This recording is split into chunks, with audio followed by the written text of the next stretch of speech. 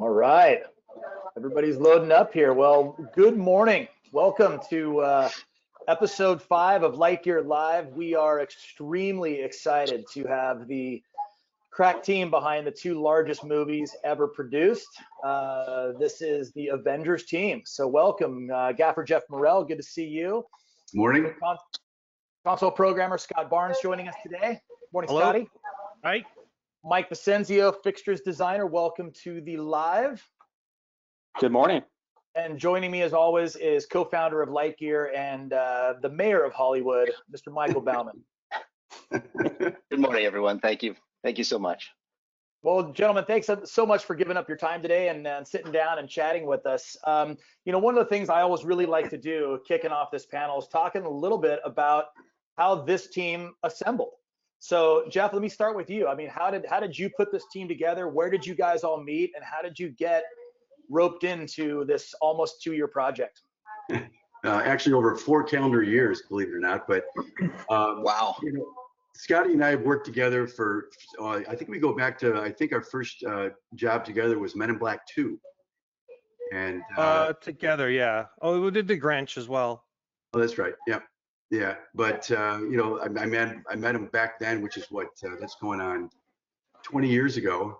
And, he's just the best in the business. So when this project came up, and I knew that he was very familiar with 8 of the other Marvel projects, we talked about, going into a partnership on this one for, over the next 2 years. And this was an awesome thing that he was available. And, we never looked back. And Mike Vicenzio, he came on. I met him through LiteGear. And, his reputation was the best in the business for fixtures. And when he became available, for me, it was a dream. I mean, I had 2 of the best guys in the business doing what they do. And there was no way I could fail with guys that support me like Scott and Mike. So it was really great.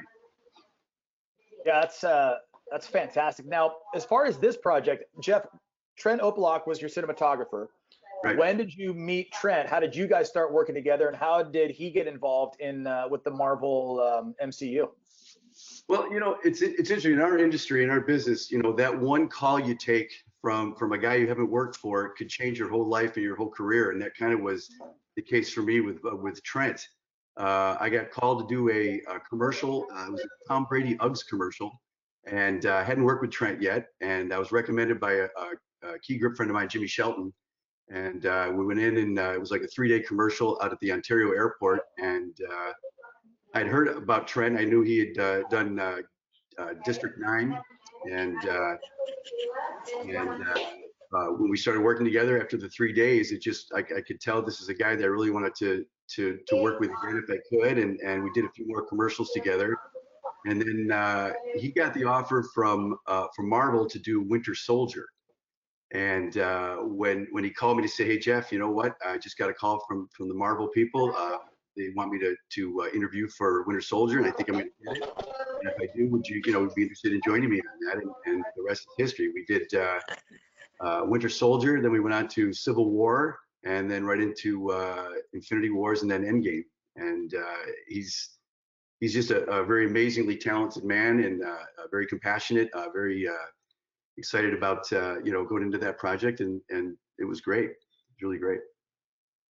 Wow. And then Scott, you worked on, I know for a fact you were on Winter Soldier leading up to Infinity War and Endgame as well, right? Yes. Correct. Winter Soldier, Infinity War, yeah, a few of them. Well, hey, Mike, let's go back one picture. We should certainly address DJ. So DJ, who we're having a few technical difficulties getting DJ into the broadcast today, but there's rigging gaff for DJ. Luton's right there.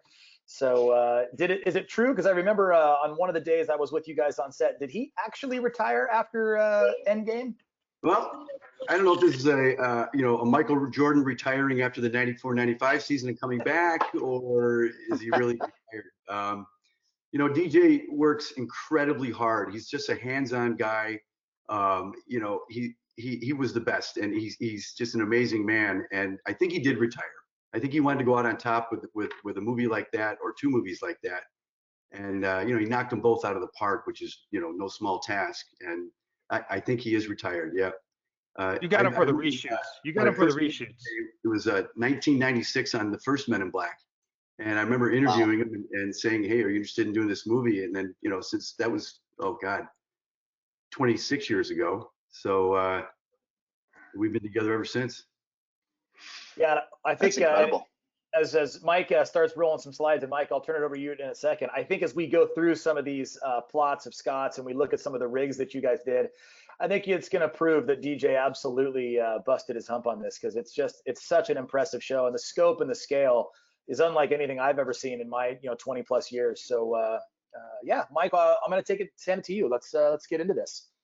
Well, yeah, I mean, this is an amazing, like you said, Jeff, over 4 calendar years is incredibly impressive, and it is a lot of stuff. And I was kind of curious just to hear a bit kind of about talk a bit about what kind of the workflow is for you on this, and kind of, because obviously you're communicating, and I've been fortunate to do a couple of the Marvel ones too, and so it's like, you're communicating with so many different departments, and units, first unit, second unit, visual effects, reshoots are obviously a major part of all this. So it's just like, that's a lot of visual information to manage. And so could you talk about, like, just from the conception, that from where you and Trent start to just kind of how it becomes what it becomes?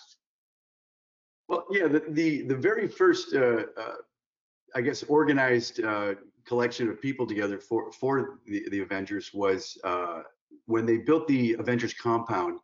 We built it it was an Atlanta Convention Center that was abandoned, and so they bought that facility out for, it was there for like 2 or 3 years, and we went in early before they even started construction to talk about how we needed to incorporate power into the sets before they started building them, because they had such low ceilings. So that was June of 2016. We actually went in and did some pre-scouting before the Avengers compound was even built, as to how we would get cable in, power in, and be able to access panels underneath floors and that kind of thing for fixtures and that sort of thing. So it started way back, before anything was built, before any construction started, with looking at the Avengers compound, which incidentally became, when the first scripts came out, there wasn't a whole lot going on at the Avengers compound. So that was the first thing they were going to knock off the list. But as they built that, it became bigger and bigger and more involved.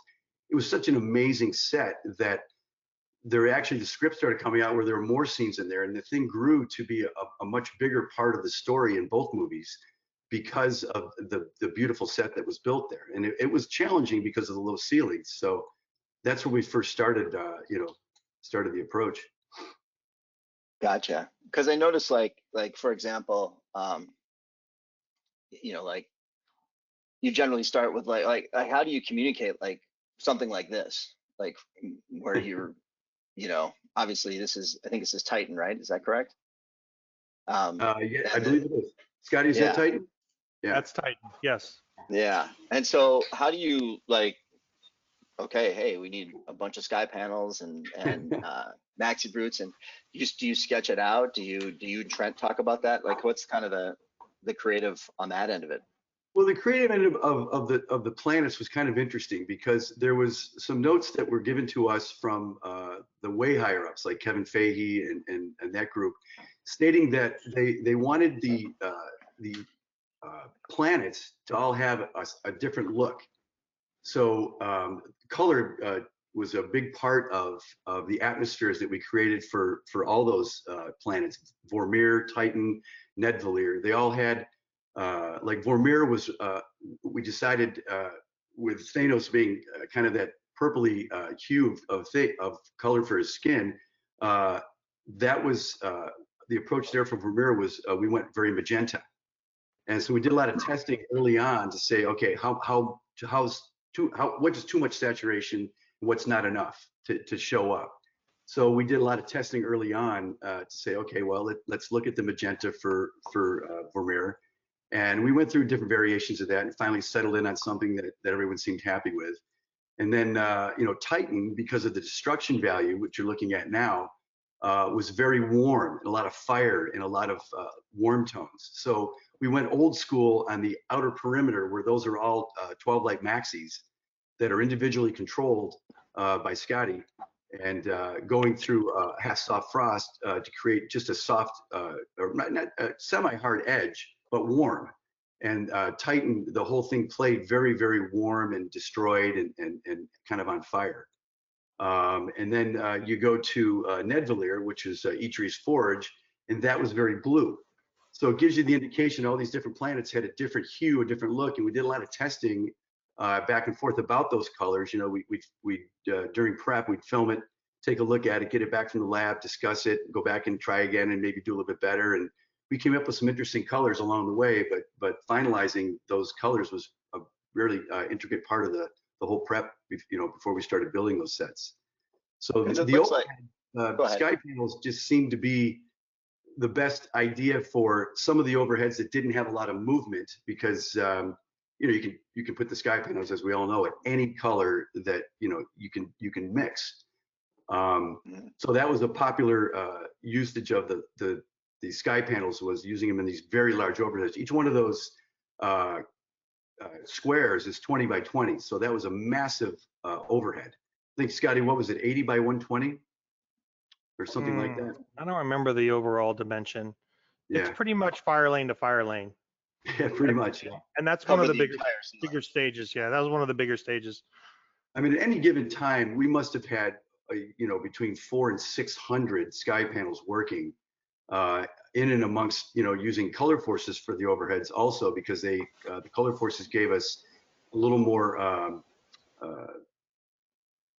tighter pixelation. So there was more movement when we programmed into the color forces, because, you know, with the sky panel, it's 1 pixel, and with the color force 2s, it's more like, you know, 12 across the strip. So it gave us more movement when the atmosphere needed to have those masks that we put in, Scotty.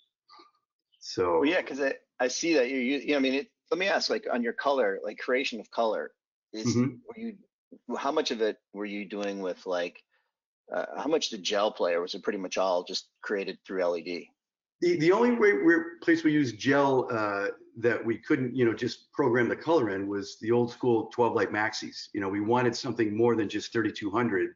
So I believe, if I'm correct, we had full and a half CTO through the half soft frost on all frames that surrounded Titan. So as far as gel goes, you know, it was more warmth gels, but most of the units that we used for the overheads were either sky panels or color forces. So we just programmed in the color that we ended up choosing. Gotcha. Like, you sent me this still here, which I know you were mentioning, that just your own personal documentation that you take to kind of communicate all this. So could you talk a little bit about that? You snap your own stills then, right? Yeah, you know, notes, right? This particular movie for continuity was extremely challenging, because the actor availability throughout filming wasn't always conducive to shooting out a scene. There was one incident where Dr. Strange, Benedict, came to production and said, you know, my wife's having a baby. I'm going to be taking 8 weeks off during filming, which was a surprise to all of us because we didn't know about it. And so we shot a scene out with him and Iron Man almost 3 months apart. So which we had to able to match what we did 3 months separated. I take a lot of stills with my 5D. So we'll take a shot of the slate, and then I'll photograph the entire set with my 5D. And then Scotty, of course, saves the program on his board. And then we also have the visual effects department has the HDRI 360 stills that we could always look at through the set to see exactly how, you know, where the lights were, what we had in front of them, you know, where the positioning of them. So we were really, you know, as far as matching goes, we had so many tools to be able to go back and do that. It was challenging, but yeah, we had the right, you know, the right information whenever we needed it. So it was an interesting approach to the continuity, and it was very important that we kept that, because there was also a very large second unit contingent that wanted to make sure that they're matching what we did when they had overlap sets. So, so yeah, there was as far as, you know, keeping the continuity and the right look throughout, you know, 3 years of filming, those 3 tools were really very instrumental in helping us get that. Yeah. Yeah. So That's a, go ahead. I've got a question because one of the things I don't want to leave out here, because I think it's really important to this conversation, and I actually would like to hear from all three of our panelists. Talk about what your prep was like going into these two movies. I mean, how much time did you have? Yeah. And I think talk about what were you guys doing through that prep process? And Jeff, I'll start with you. Okay. Well, interestingly enough, that those two movies together, we had before any filming began, we had 17 weeks of prep. Now that's, it sounds like an amazing amount of time to get everything done, and it's pretty casual, but it's not, because if you think about it, you're spreading it out over 2 movies. So really, we're prepping 2 full movies in that 17 weeks, and there was, of course, a lot of testing for color, as we've discussed already, and also location scouting. And one of the interesting things that came out from all that prep was we did a sequence in Scotland, in Edinburgh. And we went over as a team, as a company, to scout that entire fight sequence, which was the second act of the film. It was a pretty huge part of the movie. And so we spent 3 or 4 days over there scouting it as a day exterior fight. And so we took, of course, all of our notes, lighting notes and camera notes and all that kind of thing, based on the whole sequence being a day exterior. Of course, we get back to Atlanta and continue prepping, and there's a few more meetings, and some things are getting together, and they're looking at some of the other sequences, and they're feeling like, the directors are feeling like, this day sequence in Edinburgh feels a lot like the opening sequence in New York when Tony comes out of Doctor Strange's. And so the decision was, one of those has to go to night. So they made the decision to take the Edinburgh portion and make that whole sequence a night sequence.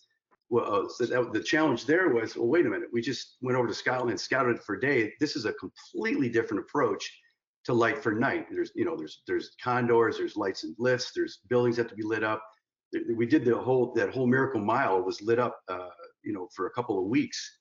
So we had to go back and re-scout Scotland for night. And that was an interesting challenge. And then during prep also, I actually went to Scotland 4 different times, because our second unit was starting in Scotland before we were, and we needed to establish the look with them before they started filming. So Trent and I took a 3rd visit to Scotland to set up the second unit before they started filming, to make sure that our look was going to be what we walked into when we went months later. And then, of course, the final time was for the entire company to go over there and shoot the sequence. But during that whole prep, that 17 weeks, it was chewed up a lot by, location scouting, by testing for all the different planets. And the actual work itself was so large, as far as like all those stages being built, because they weren't done, torn down, and another one built, and then that torn down. They were all up at the same time. So DJ's, responsibilities towards that were like making all of those planets ready and shootable within a time frame. And if you're building one large set like that, that's fine. But when we were building 3 and 4 and 5 different stages of that size, that's a massive amount of work, and it takes a massive amount of time. And of course, we have to be ready. So the 17 weeks, it went pretty quick. I mean, we weren't under the gun, but we also, we used every piece of it. I would think it's interesting because what you were saying earlier, just about like, obviously you had to create a palette and the camera tests and just checking the workflow to make sure that everyone's happy with those colors, on something as massive as this. That time goes really quick. Scott, like, what was your prep like for that? Pretty much the same. I mean, it was longer. It's 15 weeks for me. Jeff brings me in like a week or 2 after he starts, and I'm just pretty much dive right into plotting. I mean, of course, before I can plot, I got to get all the sets into the computer. So I just start working with art department, getting established a link with them so that I can get drawings from them, and then do my own little scouts of the sets as they're being built, and just start getting all that information into the computer so I can start plotting. And then it's just a matter of just getting notes from Trent and Jeff and Michael Koo, the key grip, and just start figuring out, what the plot's going to look like, come up with some concepts for spacing and the amount of lights and stuff, and then get that stuff to Jeff so he can review it, and then move it forward into the rigging process from there. I mean, it's pretty much there. There's just a lot. There was a lot. I mean, there was like 12 stages, so there was quite a few sets to go through. So you have to organize all that as far as the schedule. You know, what's the priority and what can wait till later, that kind of thing. Sure. One of the first things I did when I first got there was push very hard to bring Scott in as early as I can, and also Mike, because Mike's participation in that is also instrumental when they're starting to build the sets. That if he's not there while they're building them, then we don't get the opportunity to incorporate the the data into the set like we would like to. So when I first get there, it's always it's a push to get Scotty and Mike both there early on, because putting all those sketches and stuff into Vectorworks and then Scotty spitting it back out and then us putting the lights in, it takes a long time. And just getting those maps into Scotty's world is weeks of work. So it's just that important push to get your team together early on so that all those things are not starting to get behind. And those plots help also the budget. They're trying to figure out how much everything's going to cost.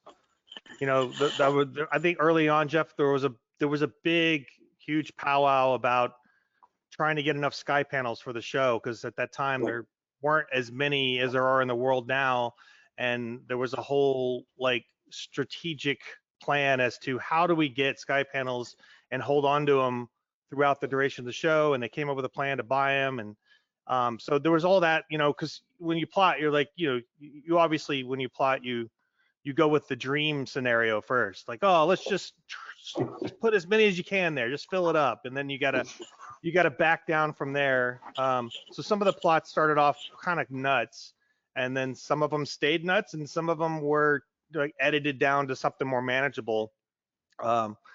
Jeff probably has better stories to tell about the conversations he had with production about trying to get these plots to become a reality. But yeah, there was a lot of conversations about. So when I'm laying out this stuff, I'm laying it out not just for rigging, but I'm also laying it out for the budget reasons as well. Yeah. So just to stay on one last thing of prep, Mike, you coming in early, and Jeff's talking about fighting for you guys to come in early, but you're also dealing with set construction, art department, props. I mean, you've got a lot of other departments to liaise with, because all of these on a movie this side are going to have some sort of integrated lighting or some sort of technical element, right? It's usually the first thing they say is, where have you been? We've been looking for you, which is set deck, props, construction, art department. And then it's just trying to catch your breath and, chew through the information, because you're getting set drawings. Set dressing already knows what lights they want to put in, and hey, we're gonna have 50 of these kinds and 20 of these, but are they gonna even work for camera?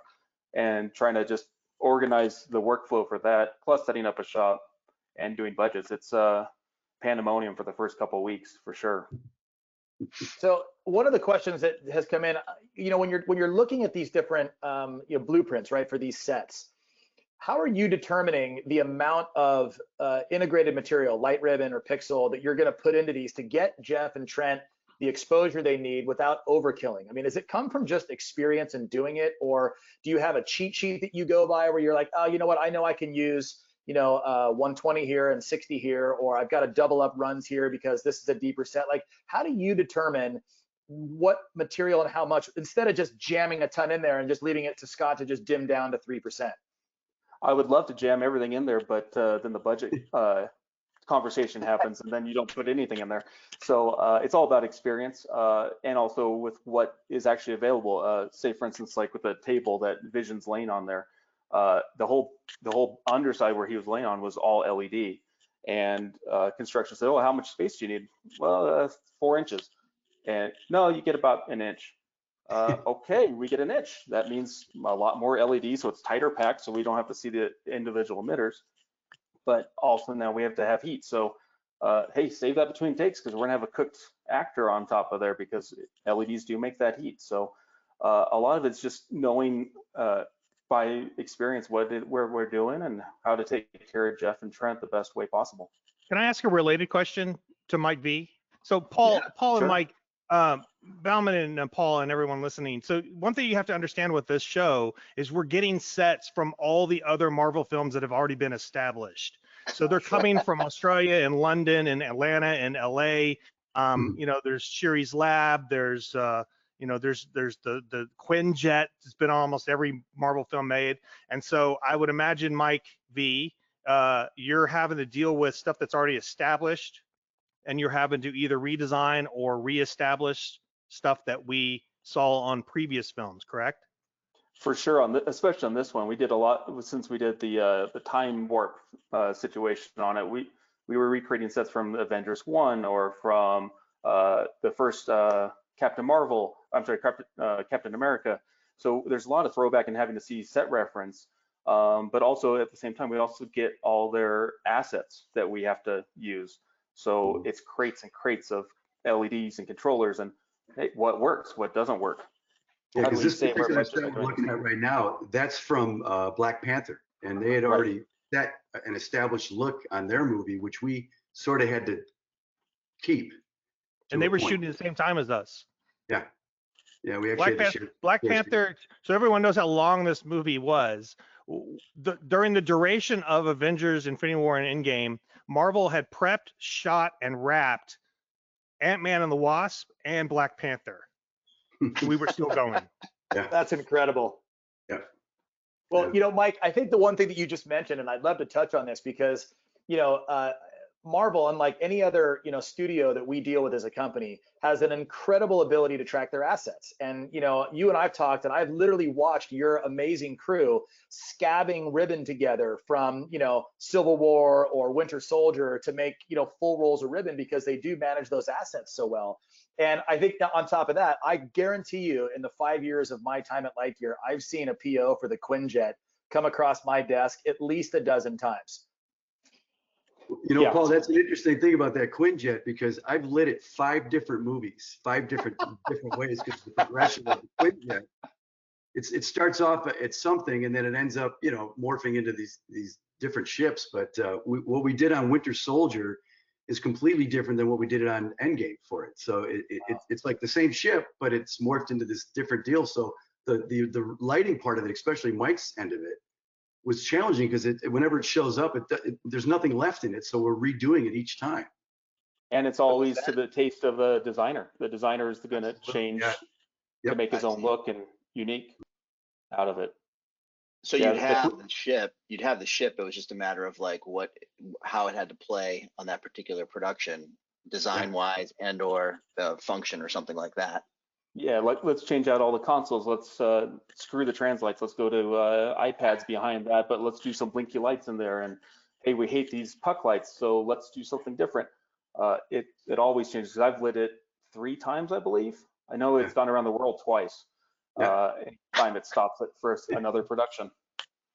Well, I think in the lead up to preparing for this today, I think Scott made a great point. He said if Marvel had known how often they'd use the Quinjet, they should have just made it fly. And then they could have just flown it from location to location. Oh, Not drywall crews. Yeah. It's true.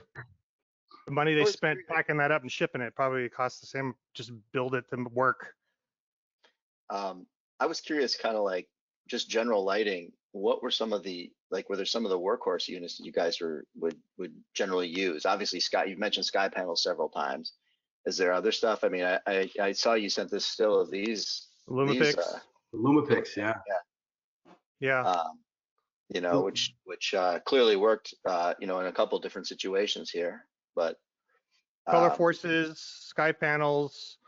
Yep, the Solar High Beam 2000, the Solar High Beam 2000, which back then it was called the Solar Wash FX 2000. We had about 14 of those. Yeah. I think color forces, movers, and color forces, movers, and sky panels were the three big ones. Yeah. They were almost on every set. But you still are using, I see this frame, like you're still using a bunch of Image 85 and things like that. I'm sure that's budgetary and things like that. Just so much blue screen you had to deal with. The Image 85s, it still feels to me like the most efficient and least expensive way to light a blue or green screen is with Image 85s, because you're not really trying to do anything fancy with it. You just want to get the right exposure, you know, on the screens. And so, you know, popular cocktail for our Image 85s was 2 super blue, 2 super green, 2 tungsten, and 2 daylight. And that way, it didn't matter if it was blue or green. We could light either one of the screens with the same fixtures. We'd have to swap them out. And it's cheap cheap, efficient light that doesn't need to change or, do a chase or anything. And it's, because the massive amount of blue and green screen that we had on these films, it really was the only choice to get as many as we needed, which at times was, again, into the 500 and 600 range. We needed that many units to light, a screen. I mean, it was the Image 85 was really a workhorse for all the green screens and blue screens. Gotcha. Yeah. Well, I mean, Mike, you were talking a bit earlier about, just kind of your process with fixtures and stuff. I wonder if we could dive into that a bit, because you sent along some really great images of, kind of some of the stuff that some of the challenges you've had to do. And like, how did that work with you and the, art department or set lighting and all that? Like, what was the communication like?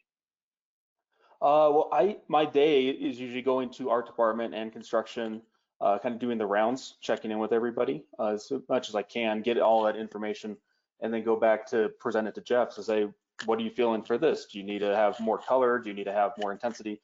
Control, I always give them as much control as absolutely possible.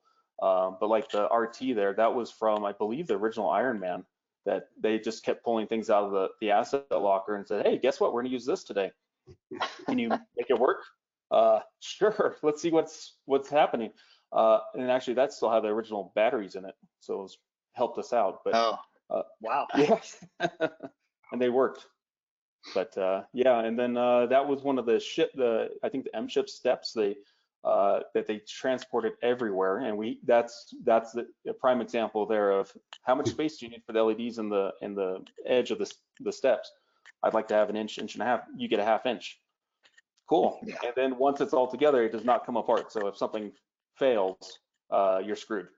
So a lot of rethinking and pre-doing just in case something happened. And they actually ended up dropping that and destroying it by mistake. So it helped us out when not having to see it again.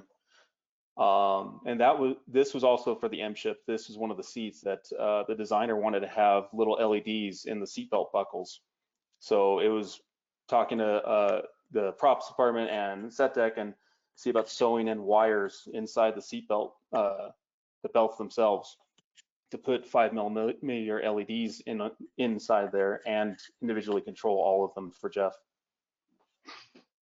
So yeah. Mike, we've touched on it a little bit today. I mean, you're talking at the time 12 stages at Pinewood. Now, mind you, a couple of them were farmed off to Ant-Man in here, and then you've got, the convention center at the Marriott with the Avengers compound.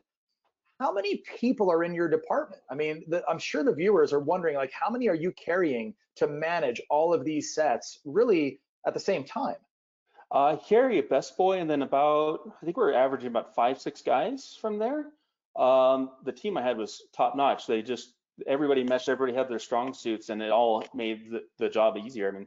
I mean, if I can throw out some names, it was Mike Kennedy, Cat Cravens, Jason White, Jake Key, Sam Jorgensen, and those guys just knocked it out. I mean, everybody cared. Everybody showed up and just really wanted to, knock the thing out. And whether it was, hey, we need to build something on the bench, people would it was 200 of them, and they were just making them and making them and making them. But the attention to detail is what made it to where we didn't have the failure on set. Yeah, that's a deep bench, but much needed. I think the thing is, what I've seen is in Marvel films, and just generally the way design is going is just to build as much lighting into the frame as possible, because between what you've got built in there and then obviously, the use of surfaces, reflectivity, and things like that, you get a lot of bang for the buck right out of the gate. And it's really interesting. What was, and this still here, what was this? That we ended up making probably 18, 19 of those things for Tokyo Streets, which is part of Endgame. There it is there, still being wired up. But it was flexible LED, what they called neon, that we got from Super Bright. And we were supposed to make it look like neon, but we didn't want to spend the money on neon. Part of the Marvel situation is that they still don't have any money to do the job. So that's why the 6 guys.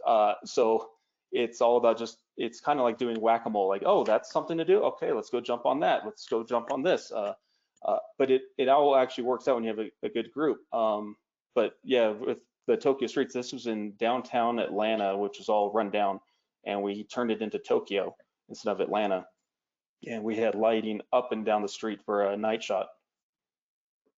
Yeah, and I Gotcha. think Mike, you and I'd even talked on this. I mean, talking about, trying to be fiscally conservative, a lot of the signage and a lot of the stuff you did here was just dimmable fluorescence, because really that's all you needed to give Jeff and Trent was the ability to just adjust that intensity, and you didn't necessarily need the control that ribbon or pixel or, something like that would give you.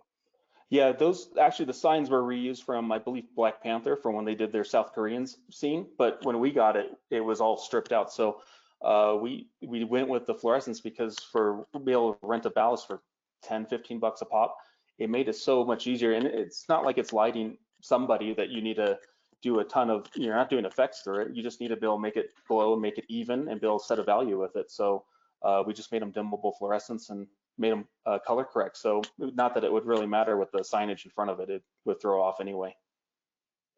So on Well, this, let's go ahead, Mike. go ahead. No, Paul, go Just ahead. gonna say, just on this practical location, let's talk about then, not only are you building in all this infrastructure, right? All this beautiful art department, you're giving control. Talk about the control. So are you wiring all of these signs and all of the practicals back to something that Scott then ultimately has control of on the day?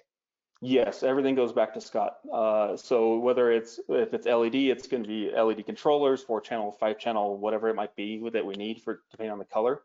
And then all the signage either went to rat packs or shoebox dimmers, but is all DMX controlled. I don't think we did any wireless on it, but just for if we're going to run a stinger to it, why not run a data cable to it? But it all went back to Scott on the day, so he could have full control of everything there, including anything inside the buildings.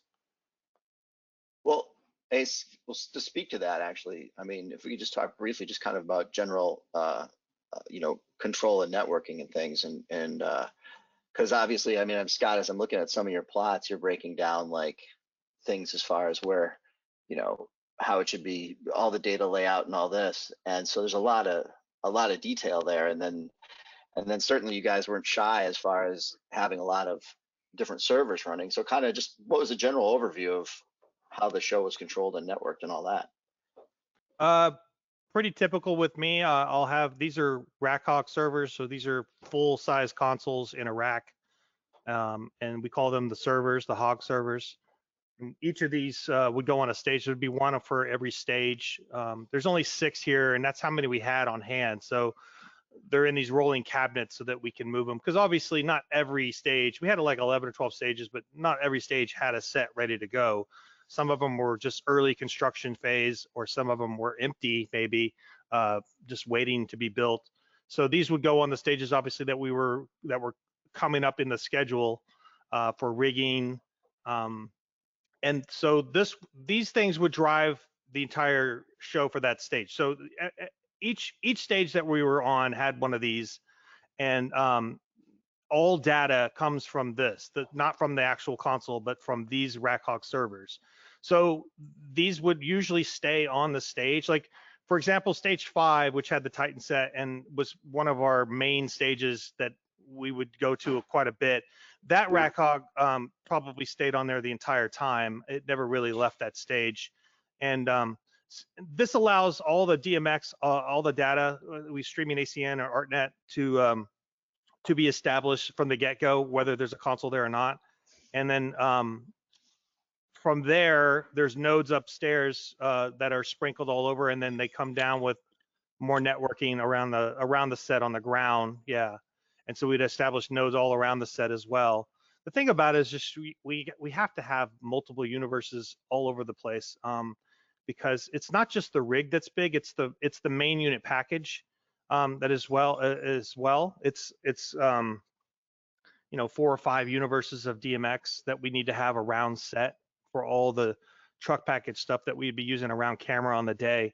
So you really have to have enough data to do the rig, and then you have to have enough data around the set to do all the additional stuff you're going to be bringing in around camera.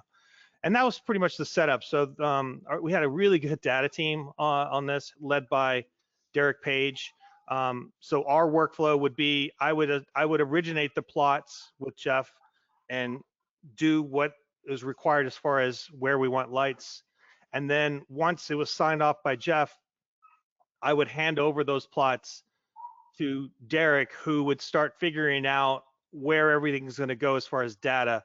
And then this right here is a color-coded universe plot of that Titan rig, so that we can see the breakdown of where every universe is per color.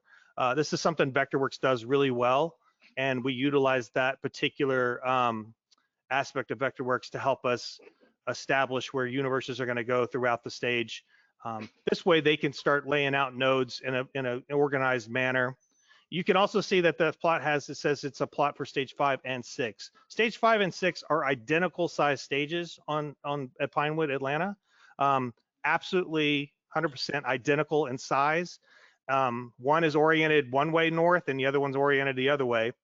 And for the reshoots, we duplicated the rig. This is actually not Titan, I'm sorry. This is the rig for the large crater at the end of Endgame that they fight in. We had, throughout the whole show and the reshoots, we had probably 3 main sets of overhead box situations where the entire stage is covered. And each of those 3 had a different kind of rig in them. So Titan, being one of them, had just sky panels inside, and that was it. Vermeer, which is another one that blanketed the entire stage, was 100% color forces. So it was 416 color forces and nothing else in the box itself. Then when we got down to the end of the schedule and also the reshoots, the blown out crater, which is when the Avengers compound gets destroyed and they have the big battle on the dirt patch there in the crater, that was a combination of Image 85s and color forces. So that rig was slightly different than the other 2 as well. And when we organize all this, the plot has to go to Derek so he can figure out where all those universes are going and which lights are going to get what and all that kind of stuff. So that color coding was for the large crater. So that's pretty much the process. Derek takes over all the, he and his team take over all the numbering and addressing, laying out the network, all this stuff. I totally throw that in his lap because I'm not going to micromanage him about that, because he's going to be working with the riggers, with DJ and his crew, and they're going to be the ones that can determine where everything really can physically go and where it needs to go. I'm going to mostly focus my attention on the console, and also for Jeff, and also just the initial plot as far as, because I'm already working with Jeff while we shoot, I have easy access to Jeff and Trent. I'm able to plot everything on stage while we're shooting for upcoming sets, because they're there and I can easily show them, hey, what do you think of this? What should we change here? And I can make those changes. Then when they're happy, I can hand off those plots to Derek to start doing the technical part of it. Wow, that's interesting. So you would basically, when you would roll into the set, the console would be patched, it'd be ready to go. There you have it. And Derek had done up all that. Gotcha. So most people know this, but some people don't. With those servers that we put on each stage allow me to access every stage from anywhere I'm at. So if one of them's on stage 6 and I'm on stage 3, I can log into stage 6 while I'm on 3 and actually tweak the show file, see what's being done, make changes, basically prep that stage from another stage while it's being rigged. Additionally, it allows me to do stuff like if Jeff and Trent are going to walk over to stage 6 and say, hey, can you bring up some lights over there? I can do that remotely. So the servers allow me easy access to all the stages for prep reasons, and also actually for Mike V as well. Mike V obviously sometimes has more fixtures to patch than the rig itself. So he has to get his stuff patched in as well. And sometimes he can do that on his own, and he can do that right from his office, because we'll give him a network connection to these servers from his office. So as he's spreadsheeting down his fixtures as far as numbers and addressing, figuring out, he can actually patch that stuff in for me right there from his own office. And sometimes he would do it on set. Sometimes the data guys would do it for him. The rigging programmer would do it for him. But he also has the access to that too. So we all have access to all the servers from wherever we are, which really makes life easier, especially this lot's pretty good size. And it's not that easy to just hop off stage 3 and run down to stage 12 and take a look at what's going on over there and do some tweaking. It's very helpful. Networking is very, very key for these large stage shows because you have so many different things happening at one time. And Scotty, don't you agree also invariably those big stages like that with data, it never stays at what you first calculate. It's almost double sometimes what you really end up needing because things change and grow, and it's just invariably you're always needing more data than you ever speak of when you first start the process. Yeah, that's very true for now. I mean, especially nowadays, and when we were doing the show, I mean, the world of filmmaking now with lighting has gotten to the point where it's not just multicolored. It's not just, it used to be just hybrid tungsten daylight. Now it's you want red, blue, green, amber, tungsten daylight, UV. I mean, there's like multiple emitter colors that you need. And a lot of these lights, those right there, those Lumipix, they have 6 different LED emitters. So they have red, blue, green, amber, white, and a UV LED. And the additional thing is they can be pixelated. So you can map those across the individual pucks basically of light, which is what a lot of lights do now. Sky panels do it, ribbon can do it. There's so many fixtures now that have multi-pixel ability, which just instantly like multiplies the amount of data you need by like 100. Sometimes it's silly how much data you need. I have found that truck packages now used to be only like 1 or 2 universes of DMX needed around set. Now you need like 8 or sometimes 12 because you have a couple of lights that eat up a whole universe. So, well, that one Lumipix right there, that's one universe when put in full pixel mode. Yes, one of those banks right there. It's a 5 banker in a frame, and one of those is a complete universe of DMX. If you were to put it in pixel mode. This is 4. If you're in pixel mode, that's 4 universes. That's 4 universes of DMX right there. Yeah, that's a lot of data you're pushing. Those units are kind of our answer to digital Sputnik. They're pretty cool though. Gotcha. They're really tight and small. You can put them in tight places, and they have a little punch. They have a few little cool effects like strobing they can do. They have the UV, which really the UV is interesting because I never thought, oh, why would I ever use a UV? But when you mix like an amber LED with a UV, you get a really cool like burnt rose kind of color. You can get some really interesting colors. That UV really adds an extra flare of color to the other emitters. It's interesting what you can do with those things. We wouldn't run them in high pixel mode all the time. We wouldn't run them in high pixel mode all the time. Sometimes to make life easier, we would just run them one bank at a time or something. So we have different modes we'd run stuff in. Wow. So I do have a question that's come in from some of our viewers. And this, Scott, we were talking in preparation for this. I mean, I think you mentioned this is like your 11th MCU film that you've done. Yes. Going back to Iron Man 1 with Mike. Jeff, all of you guys, how many notes are you getting from other crews and other people that have worked on MCU films? Are there plots that are shared? Are there notes and techniques that are shared? So there could be sort of this commonality and this consistent thread over the time period? Well, a good example to answer that question, or part of it, would be in Doctor Strange's lair, which is that downtown Manhattan interior where the Hulk blasts through in the beginning of the movie. That's an actual set that was taken from Doctor Strange in London. That was rebuilt exactly how and we had the luxury of having the same production designer, Charles Wood, who did Doctor Strange, also do our 2 movies. So that set, we got notes from the London crew about how they lit it. Of course, we made some adjustments and some changes, but that set was an actual set that we took from Doctor Strange's movie in London. Wow.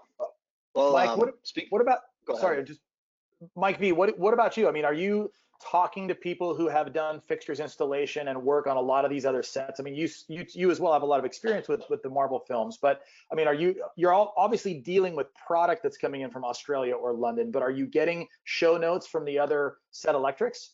We do get some show notes, but sometimes when it shows up, it's all damaged anyway. So we get some liberty to just kind of put in what we need to do and then throw it back. We had a ship come in from, I think, Australia that had 24 volt in it, and none of our stuff that we had been using at the time was 24 volts, all 12. So because of that, we ended up either buying 24 volt controllers or power supplies, I think, on some of it, but a lot of it we just ripped it out and started over since we had all that materials readily available. Yeah. Interesting. Well, just to jump into some of the sets, I just wanted to start talking about it. Obviously, you touched on it earlier. One of these big ones, the Avengers headquarters, and I know that was a mix of stage and location and things like that. So just yeah, I mean, it's quite a big build, like you guys were saying earlier. Well, the interesting challenge there for the headquarters was because there were so many scenes that took place over the course of both movies. Some of it was day, some was night, some was evening, dusk. We had different looks throughout that entire compound throughout, you know, our 2 years of filming there. So that set stayed built for that entire time. And because there were low ceilings, you couldn't do the normal, you know, overhead lighting that you might do with sky panels or on the bigger stages. So we took color forces and we bounced them into white above the set to create the overhead ambient, just because there wasn't room to hang things, and it worked pretty well. And the challenge there for that set, like I said, was that there were so many different looks for time of day, and also there was a lot of changeovers from when they first started in the compound to later in the movie. The rooms were different, reset, replaced with different ideas, and relit. So that was an ever-changing set throughout the 2 years it was there. So Scott, Yeah. on this one, I mean, clearly, you know, this is not, we can clarify to the audience, this particular set was built at an abandoned convention center, basically, right? Right. So explain the truss, because I mean, in this situation, we don't see the amount of truss, and certainly not ground supported truss in some of the other plots. So what's going on here? So one thing that's common across all these movies that I've done is art department pretty much, for the most part, not always, they draw what they want to see on camera. So sets are drawn out and drafted based on, this is what we want to see. We want to see the walls, we want to see the doors, whatever. That those plans get drawn out, and usually what happens is construction gets those plans, and then now construction has to interpret those things, and not obviously just draw the set as they've designed, but also they have to figure out, not build the set as designed, but they have to build all the additional supports that they need in order to make that set a reality. And so a lot of the times that is extra stuff that's added in by construction and never really drawn out. And so when I plot, one of the things I have to do is, not only do I have to work with art department as far as getting all those drawings and drawing them myself into Vectorworks, I have to go visit these sets and take photos and references, because construction is going to add additional things in and around the set that aren't in any drawings. And I have to make sure to have all that in my drawing, because it might prevent me from being able to put a light somewhere or a truss somewhere. So I have to basically modify, not only just draw the stuff the art department does, but modify it in a manner that is more of a reality to what's being built. And this truss is a very good example of that. This truss was put in by Showrig to help support all of the walls and ceiling pieces that construction needed in order to actually build the set. So Showrig was brought in to help, and there was a drawing done for the truss, but it was more of a guideline for the grips. And the grips would go in and put all this in as construction was building to help sort of keep it in struct. So we knew early on that I needed to add this into the drawing, because we were going to probably utilize a lot of that truss for lighting as well. And so it was very important to get an accurate representation of what truss was where around the set. So not only do I have to model the set, I had to model all the truss as well, so that it was accurate to what was there. And then once I had all that in, then I could start plotting it. Then I could start saying, hey, we can put color forces here, we can put sky panels here, we need to add truss there. That was the process of this, and that's why there's so much truss there. Wow. I mean, I'd say, so it's just constantly going back. Yeah, I'm sure. It was a bit of an Easter egg hunt. You know, I walk around, I go, oh wow, look, there's a 10-foot section there.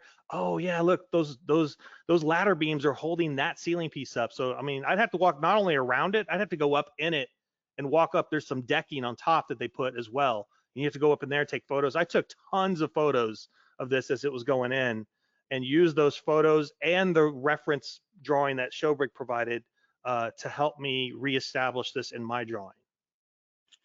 Yeah, I mean, it's a unique space because, I mean, a ballroom or convention facility, I mean, the good news is you typically get height, right? I mean, you have the luxury of height, unlike a typical warehouse. So you can build this. And I think for my time that I spent walking with Mike on this, I mean, a lot of the set was elevated as well. So you're able to have some elevated pieces and then still have the ability to get that show rig truss up there to allow Jeff to really do his job. It was an incredible set. And I mean, was it built at the convention center just out of space, or was it because of the size of this particular set? I think it was the size.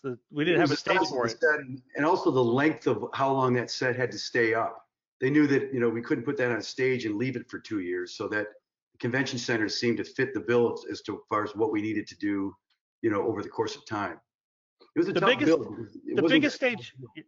The biggest stage at Pinewood probably is stage 17, and probably could have done this, but we weren't allowed. We didn't get stage 17. Ant-Man and the Wasp. Ant-Man got that stage, and so they used it, and so we weren't able to use it. But I think even before Ant-Man even came there, this set was already probably built before that, because it was way early on. This is the same location that we did Guardians 2. We had the Collector set on Guardians 2, and it's a massive ballroom, and it's an emptied, abandoned, it's an old hotel, Sheridan, and then it's this massive ballroom. And we did Guardians there, and we part of Guardians there, and that was the big Collector set. And I remember Joanne, our UPM, came to visit while we were doing Guardians because they had already known that this was the location they were going to build this set on, this Avengers set. So. And obviously just looking at some of these other plot photos you sent, you've got all your fixture notes here, or at least the fixture details and things, so that you've got levels of control and all this, and it's a lot going into one set. What you're seeing here is when we came back to do reshoots, they built a good half chunk or more of the Avengers compound at Pinewood, and in order to utilize the show files we had already established early on, we had to make sure the fixtures were patched in and used the exact same numbering was used for them. So this was references of what we had before, and we were highlighting sections, correct me if I'm wrong, Mike V, we were highlighting sections that were not going in so that we could eliminate the need for those numbers. So this was just our organization of trying to eliminate the chunk that wasn't being rebuilt and only put in the fixtures that were, and make sure that they were the right numbers. Wow. Vectorworks is a really good tool for that kind of stuff too. Shout out to Vectorworks. Well, just on that topic, I mean, we've got some questions, Mike. Scott, specifically what board and software and versions of software were you using or are you using now? I still use Hog from High End Systems, ETC High End Systems. I've been using Hog since well before Iron Man 1. So all 11 Iron Man movies I've used Hog for that I've worked on. And I know there's some that I didn't do that I've also used Hog. And then there's some that use MA, but I use Hog. And then I use Vectorworks for all my plotting. Fantastic. I was curious, Mike V, inside these, could you talk about some of the fixture stuff you had going on? Yeah, this is where Set Deck already had their eye on a bunch of things and how to make their flow, which was Leslie Pope, and she just knocked out of the park. But she's very particular on what she wants. So for all those overheads, we actually used LED tungsten bulbs that we did a camera test to make sure they were flicker free. We ended up using shoe boxes, I think, at the beginning, and we had some issues. And then Rat Pack released their was it 12 by 200 for us to demo, and we slammed it into that, and it was rock solid. We never had a problem again. And then as far as I think that we just used LED bulbs for any of those types of practicals that we could fit it in, just because it was just to make it flow. Yeah. We had a wide variety of pracks in this, different did. types and sizes and colors, and it was like having a mall. You have a mall and you got all these different storefronts, and they all have something different now. Well, I know it was the size of a mall. Mike V, I know on some of the stuff and maybe a couple of the larger wides of the compound, I mean, you were using basically like light mat engines, just the raw PCBs to do some of the overhead lighting just because of speed. You know, you could cut them to fit, or you could just put them on a piece of Coroplast and get them above, because to solder that much ribbon together to make those pracks, it would have taken you guys forever. Yeah, for we used a lot of light cards. There was an area where it's all a bunch of squares, and our designer had a particular idea of how he wanted only some of them to have the light cards above it. They were hybrid, and we had them all individual so Jeff could have the control. But it just made it so much faster just to put them on a piece of, I think it was Luan actually just painted, just because we were just on a crunch for time, and we could just stick them, wire into a controller that was sitting up above, and just move on from it. Just if we had to do it with ribbon and bussing and all that, we would have been sunk. There's no way we'd be able to keep up with that. Yeah. Well, and I think, you know, I'd like to ask Jeff something, because, you know, Bauman had touched on this a bit earlier, but you've got a set like this that has so much integrated lighting, right? I mean, it's permanence, there's practicals, there's a lot built into it.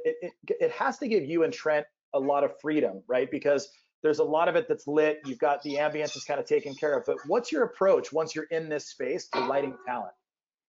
Well, the practicals do play a large part in that, but we also have individual, like in this particular set, each one of those squares has a sky panel over it.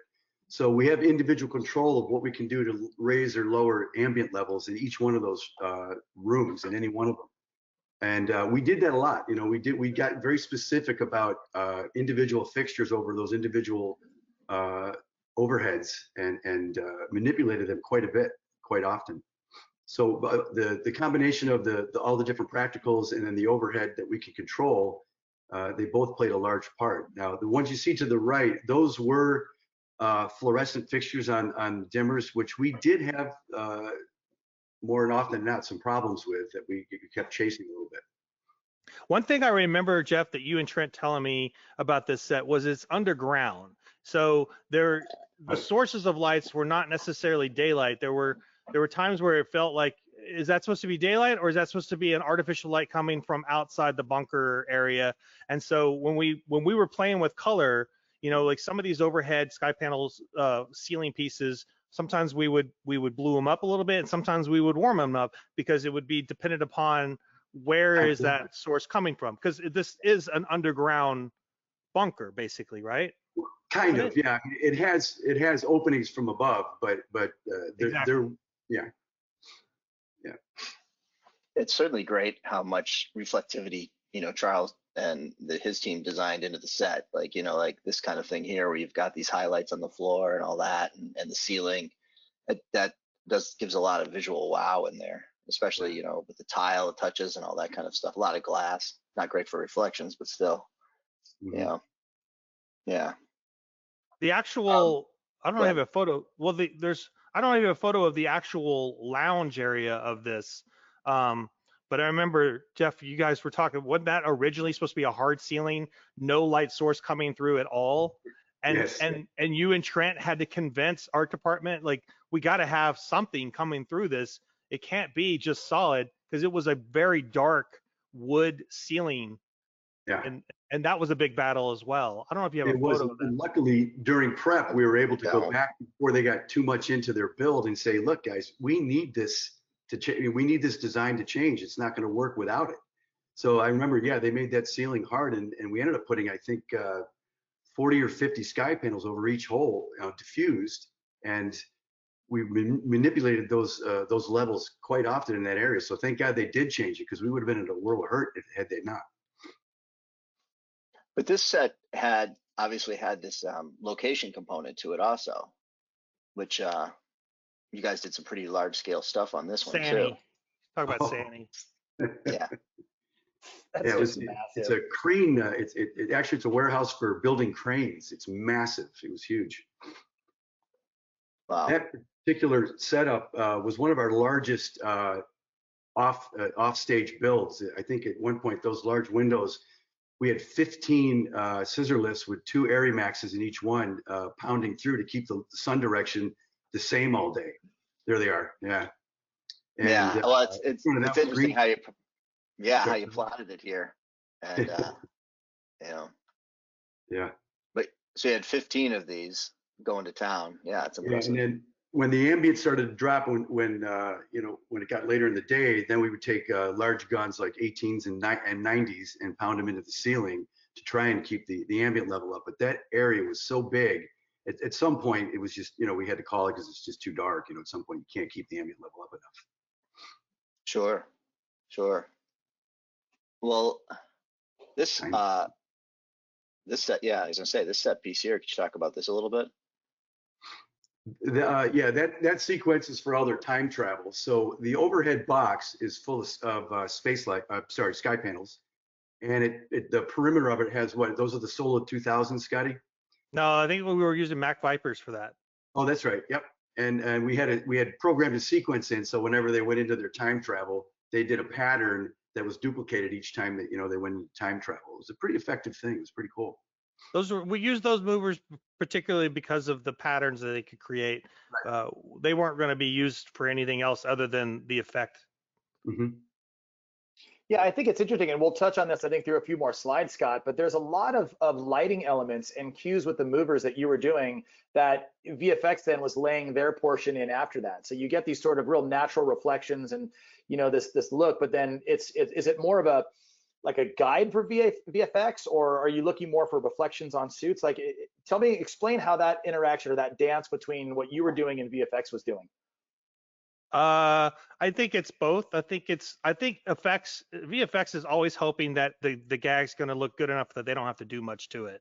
And so if they can get that, then they'll definitely run with that. I think this is a good case of they used pretty much what the lights did. They might have added in a little flare on their own, but the lights did a pretty good job of creating the effect that we were wanting. Obviously, there's scenarios where, like the Bifrost effect, where they travel from Asgardia and all that kind of stuff.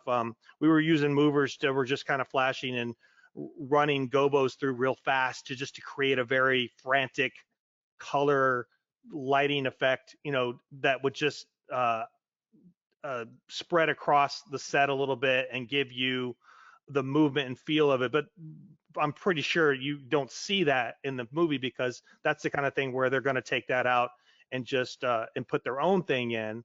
But so it's a combination of both. I think VFX, like I said, I mean, they always hope that they don't have to do much, and if they can get away with it, and because their plate's going to be pretty full with other things. So anytime they can let it go, they're going to be like, yeah, that looks good enough. It's true, but the one thing that invariably always happens with visual effects is, we talk in prep and we talk about what we're going to give them and how we're going to give them interactive lighting because they always want it. So we work really hard at giving it to them, and then there's always that's really great. Now can you do one without? Because they always want that luxury of going, okay, this is the effect that we're written into the script now. But when this thing all gets together and they go, you know what, we really don't want it to do that. We want it to do something else. They want the luxury of not having our effect baked into this thing, so they can actually, if they want to, change the effect of what the originally was written in the script, which does happen quite often. Yeah, they don't want to be married to it. That's for sure. Yeah. Especially color, I think. A lot of times they'll just ask for a neutral color because they can really do a lot. I mean, let's face it, VFX can do anything they want. They can wipe out the entire frame and put a completely different shot in altogether if they want. There's no limit to what they can and can't do. So I think Jeff's right. They try to make it as general as neutral as possible so that they can add their own flavor because you know what, a lot of times with these effects and things, they have no idea when we're shooting what it's going to look like. They don't know what's going to be outside that aircraft window. They don't know if it's going to be a planet or debris or what color it's going to be. So there's a lot of times where it's just, you just put something generic and simple out there and we'll just go with that. Yeah. That's always the dance with VFX, and it's obviously, like you said, Scott, they can do so much, and especially in game. I mean, you're talking about we're shooting a movie that's not going to be seen for like 2 more years. There's like anything could happen in those 2 years while they're doing post-production and VFX. They have no idea what it's going to look like. So they definitely want something simple. Yeah. Well, I mean, in that vein, I was just curious to talk a bit about some of the cockpits and spaceships and things like this. And obviously this is kind of creation, like you're saying, what's going out the window and things like that. But I know Mike V, obviously this space is a lot for you, Oh yeah. Yeah. So it's like, you know, I mean, I look at some of this stuff that some of these kind of things. I mean, it's like there's a lot of detail there. There's a lot of finish work. Mhm.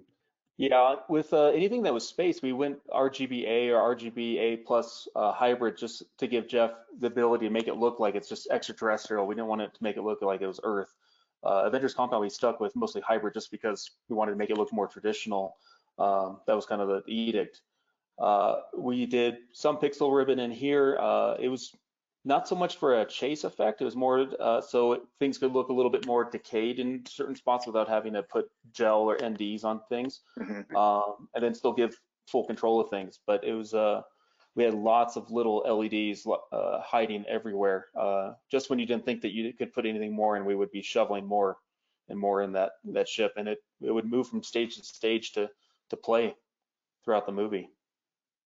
How much RGBA do you think you went through over the course of these two movies? Do you have a count? Do you have any idea? I'd have to look. It's certainly over a mile or two of it, and we were reusing. If there was a set that was going to be struck and guaranteed to not come back for a while, we would pull that LED out if it was good sections and put it into something else. But if it was something, we chewed through a lot of LED, and if I was to buy wire, I'd buy 6,000 feet of every kind at a time, and that seemed to go out the door within a week. It was just tons and tons of wiring. Jeff, I'm curious, like for you guys, like when you're outside, like kind of some of the ambience and things you're creating outside. Obviously, sometimes it's just you have a lot of motion effects to build into that and things like that.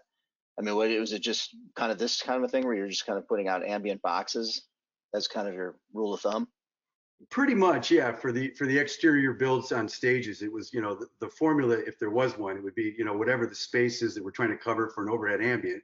We always obviously make it much larger because that, ambient is more of a surrounding thing. So, yeah, I mean, they were mostly boxes built. The formula was kind of from the bottom of the sky panel to the rag we always tried to get 6 feet if we could.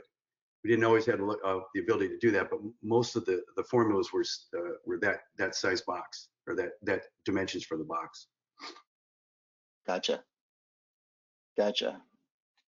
Well, I mean, one thing in the project that was interesting, was the forge and just kind of that whole world.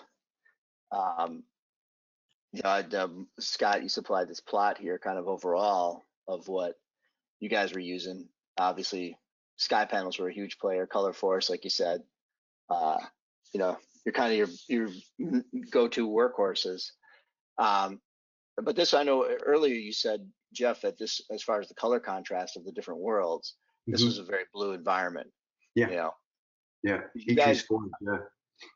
you guys always? I was curious. Did you guys on the camera? Did you always stick with a set white point, or did you modify that depending on what you needed to get?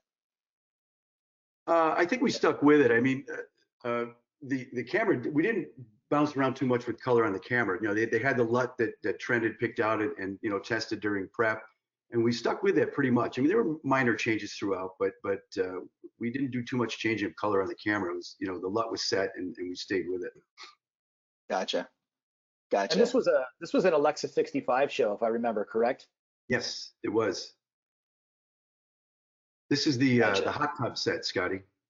No, that's the forge. No. Oh, it is. Yeah. That's the forge.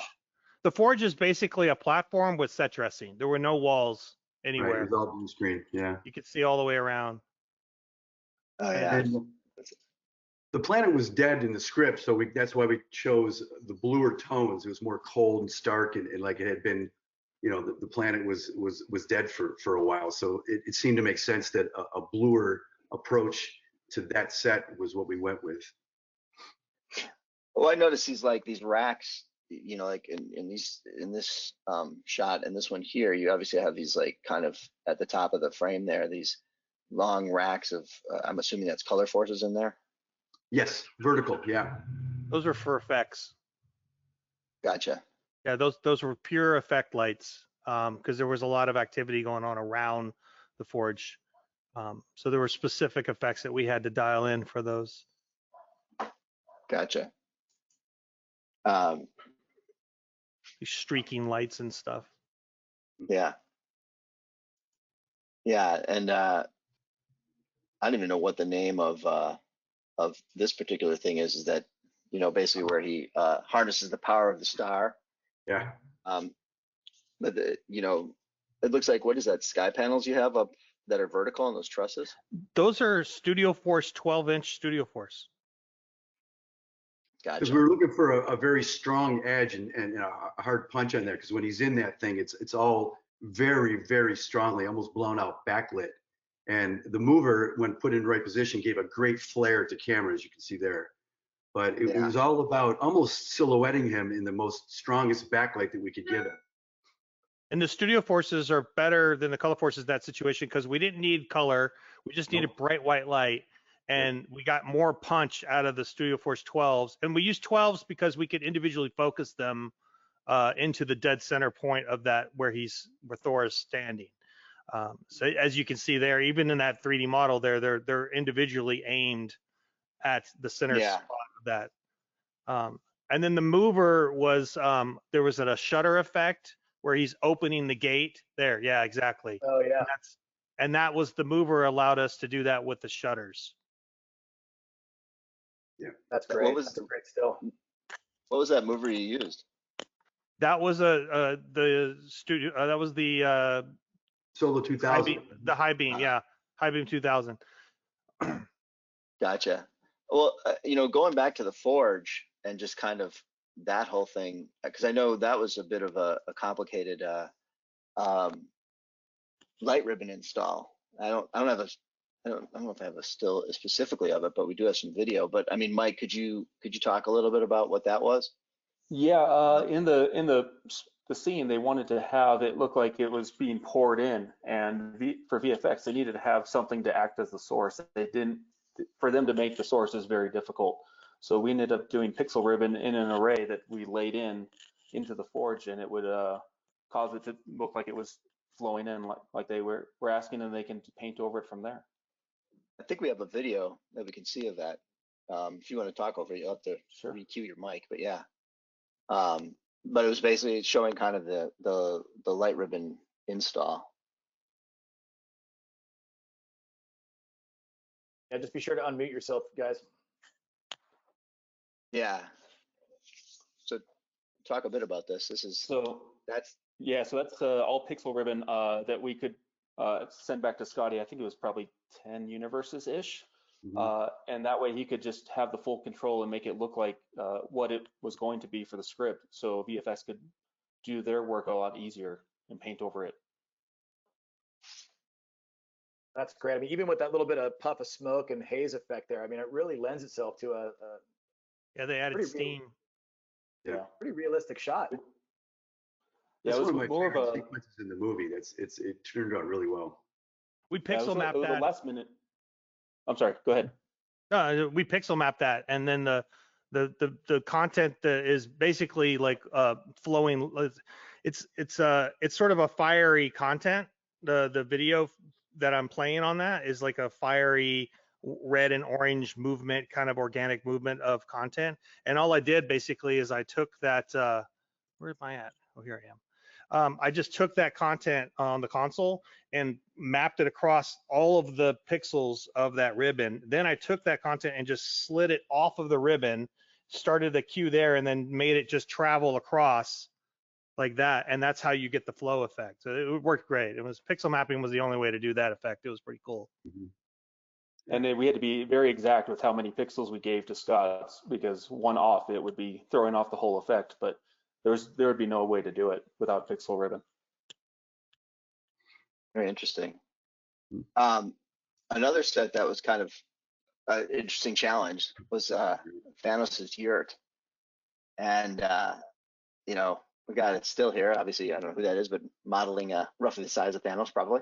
But you guys had a lot of different things as far as quality of light going on in there, because I see you got like maxi brutes, and I'm assuming those are sky panels, space light type of thing. You got movers up there, and you know, I mean, you needed to get obviously in that environment different qualities of light, because I think you used this set on both films, correct?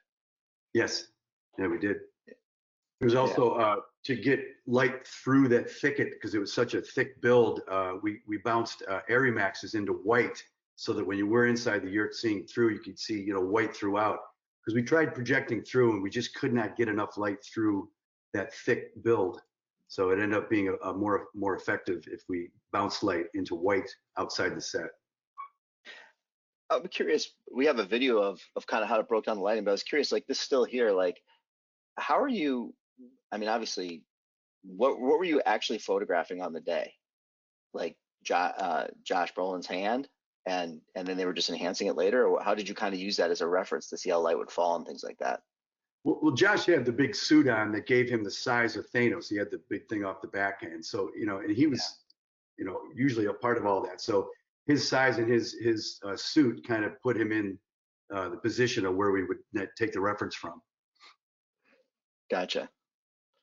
Yeah, I think, Mike, if you want to play that video we have of Thanos, kind of the lighting plot for it.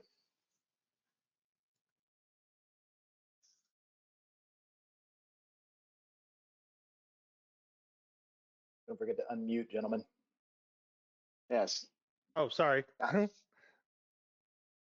So the challenge with this set and the way the Vectorworks helped me here was that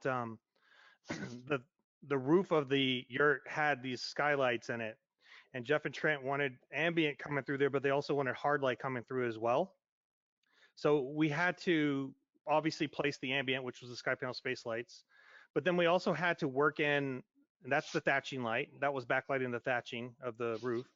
But we also had to work in the movers for each of the skylights as well, but put them in a position where that they weren't being obstructed by the ambient sky panels. So we had to drop those in spots and then put them on trolleys so that we could adjust them left and right, and also on motors so we could go up and down with them to get the exact angle that we needed for camera.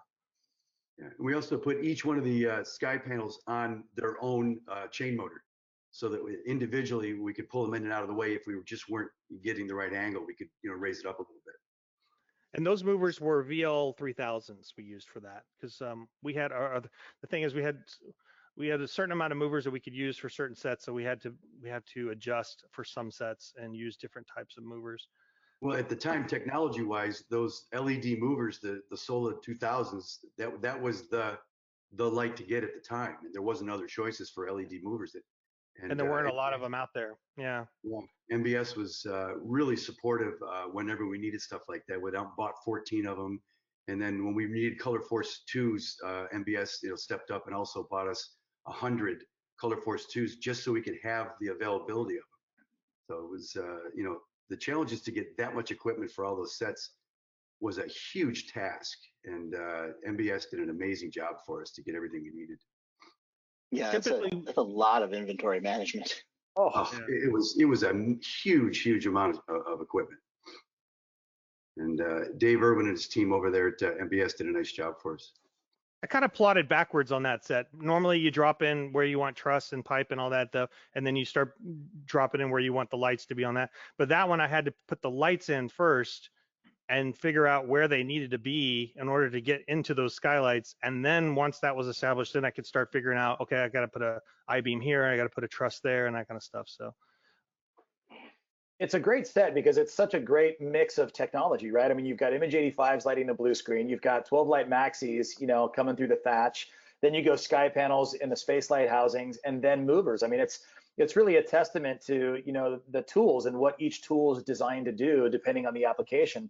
Jeff, I'm curious. I mean, when you get into the yurt, right? I mean, the rigging team and has done such a great job of getting you kind of base lit outside. What's your floor package like? I mean, talk about what are you doing to light talent inside? Well, in the yurt, we actually, again, we're going back to technology advancing to the point where it is now. But at the time when we were shooting that, light mats didn't exist. So we were actually, Mike V was actually building us our own light mats per se. I mean, what is now the light mat, we had kind of a not as technologically advanced version of that, but it was the LiteGear ribbon, and basically we called them pizza boxes. And we used a lot of those inside the yurt because they're very lightweight, like a light mat. And we also had RGBA in them, so we could match color, which we did often. I mean, there was seldom anything we ever did that was hybrid, just because most 90% of the sets all had some sort of color built in. So a lot of that was different size, you know, what our light mats now, but we built, you know, to fit into the set at the time. We had a whole cart full of, you know, the pizza boxes, and we had smaller ones called slices and all that kind of thing. But it was basically they're light mats that you guys have perfected. We had a bunch of ColorForce 12s around there for fire too, right? Yeah, we did. Yeah. Yeah. Wow. Great stuff. You know, speaking of color forces, I mean, look, this particular set was one where you really put the pedal to the floor, and that I mean, I'm just looking at this plot here. Oh yeah, it's simple, 3 lights. Wait a minute, except we need like 400 some of them, you know. And I mean, well, in a lot of these huge builds, you really, you know, as far as what tools you decide to use, at some point, Mike, you bring up a really good point, and that is there might be something that you might like that does the job a tiny bit better, but you can't get 400 of them. So you kind of go, well, wait a minute, that's really great, but it's not going to work for the size of the build that we have. So, you know, the Sky Panel 60 became the workhorse because that was, you know, it still is, and you know, it's that versatile, you know, light that really does do everything we needed to do. And as far as that many and getting that many, and MBS being able to supply, you know, 400, 500, 600 of those, that was why, you know, that was the go-to unit when we needed the quantities that we were, you know, using at the time. but why did you guys use color forces in this? For Vermeer? Yeah, for Vermeer. Just curious. I think we used color forces because the overhead atmosphere wanted to have some movement to it. So that flowing movement, we're going to get a better result from color forces as opposed to sky panels, just because you have more pixels, you know, to deal with when creating that look that Scotty, you know, gave us.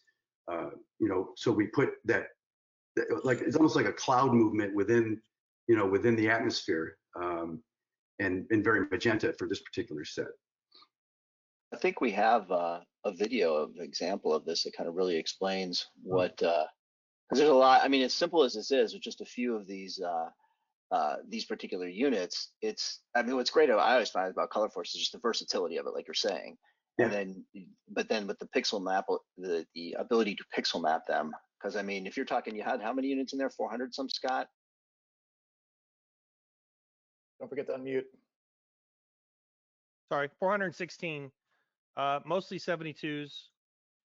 So what's going on here? We're looking basically, we just built a gigantic low-res video wall with diffusion, you know.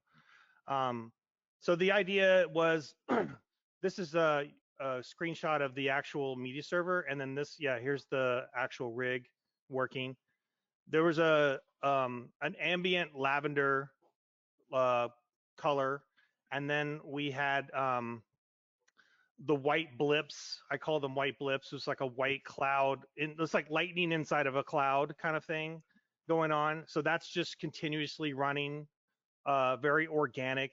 And then on top of that, Trent was very specific about wanting a ring of shadow that passes through into a center point continuously as well. When I originally was plotting this and prepping this set, I had hoped to, I always try to pixel map on the console itself from the beginning. And I would have done that with this. The reason I had to use an M-box for this, and that's an M-box running right there, is because the fluidity of the movement had to be very smooth. And the resolution I get as far as movement and scaling this content is much more accurate on a media server than it is on the console. The console can do very broad strokes of things, but when I needed to do much more specific movement, the media server gives me way more ability, and that's why I had to pixel map that on the actual media server, which is the M-box. And that was that ring effect that we did. Mm-hmm. Oh yeah. Sorry, well, I was just saying that one image you saw some other shapes of darkness in there.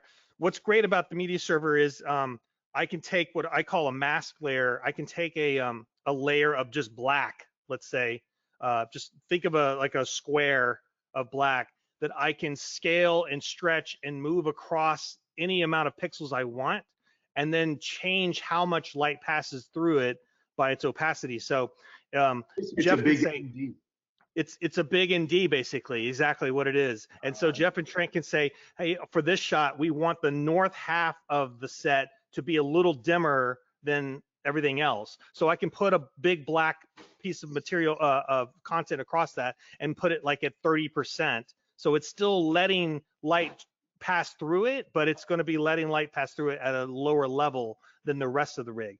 And so we started putting those layers of mask all over the place in just different spots. Like behind camera, you want a little less or a little more. So that's what those things is. So media servers allow me to, it's almost like having Photoshop on the console. It's what it is. You're basically manipulating the lighting rig as if it's a large Photoshop image, and you are basically using layers of information to cut and manipulate and change it, including video. And Scotty, correct me if I'm wrong, but the reason we did it with masks instead of just dimming individual units is because it was a lot faster. You It's a lot faster. Plus, when you, yeah, and then you get rid of it. Yeah. Well, once I pixel map, especially with a media server, once I pixel map that stuff, it's pretty much in control of the fixtures are now in control from the media server. I don't necessarily have the ability to select a fixture and just turn it off and on. When I use an external media server, that's true. I could certainly merge the data so that I have the console control in it and the media server control in it, but I was fast enough on the media server that I didn't really need to have that kind of control. Obviously, if I pixel map on the console, I have both sides of control. I can manipulate the lights individually, or I can manipulate them with video content. But with the media server, definitely it's quicker just to stretch out across and say cut it. It's a different way of lighting. I mean, and Jeff had to adapt to it because it's you're not looking at the rig and calling out an individual fixture. It's not about, hey, kill 1, 2, 3, 4, and 5. It's more of directions. It's more of, I need the north side, or I need quadrants 1, 2, 3, and 4 to be dead, and and brighten up these quadrants. So it was about that kind of talk, the way we actually communicated. Each one of those 20 by 20 overheads, we would consider like that's a zone, and we would mask into zones more than fixtures, like Scotty was mentioning. What's the diffusion choice under that? That is, it's full silent grid. Okay. I believe. And then you look at that. Sorry, Mike, go ahead. Go ahead. No, I was just gonna say what's interesting is it's like, look, what's the set? It's dirt and a green screen. And guys, the rest is lighting. Good luck. Now this image right here is not Vermeer. This is from the large blown up crater. Just so everyone knows, what you're seeing in that softbox is a combination of image 85s and color forces. So what's interesting about the Vermeer was the first of that rig. It was the first on that for that stage. It wasn't the first set on that stage, but it was the first of that size rig on that stage. And all the piping and stuff that was up there for all those color forces, 416 of them, all that piping and rigging stayed there because the original hope was that we'd be able to duplicate that rig for the burnt out crater, I believe. And because of budget, we had to cut back on it. It didn't, the large crater didn't need to do the exact same kind of effect we were doing on Vermeer. So we were able to get away with interlacing the color forces with image 80s for ambience and using the color forces for this particular set, using the color forces for effect lighting. And because that's an earth-based exterior, the image 80s, because it was, like Scotty's saying, it was an effect, we did have to budgetarily go to use those just to minimize costs because it was up for so long. So that was one of the rare occasions because it was such a big build that budgetarily, I remember having those discussions with Jason and Joanne, who were extremely supportive throughout our entire filming. I mean, those guys are filmmakers, even though they're tough on us, for budgets and stuff, they understand our job and they were just so supportive. So we were very lucky in that instance. But in this particular set, I remember Jason coming to me going, we've got to do something about the costs coming in because this was late in the movie. And so, we said, well, it's earth-based. Okay, so we'll use image 85s and minimize the cost a little bit. And it went through. The kicker to that story is then we come back for reshoots and we have to rebuild it exactly as it was, and then duplicate it on another stage. So Yeah. 2 stages had the exact same rig. Yeah.